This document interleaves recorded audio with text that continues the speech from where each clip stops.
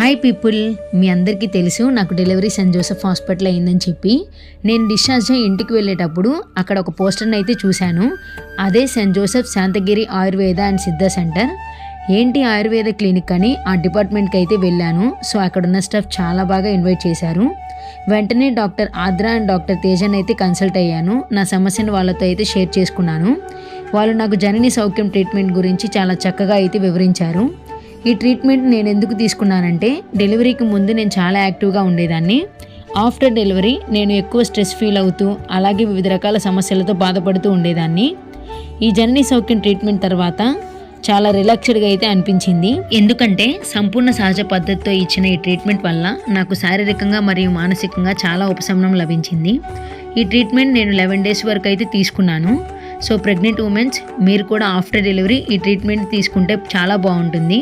ఇది only pregnant ఉమెన్స్కి మాత్రమే కాదు, ఎనీ జెండర్, ఆడవారికి మగవారికి ఇద్దరికి సంబంధించిన రకరకాల థెరపీస్ వీళ్ళ దగ్గర అందుబాటులో అయితే ఉన్నాయి. ఈ ఆయుర్వేద క్లినిక్ సంబంధించిన డీటెయిల్స్ నేను స్క్రీన్ మీద ఇస్తాను. సో ఫర్దర్ డీటెయిల్స్ కోసం వాళ్ళని కాంటాక్ట్ అవ్వండి.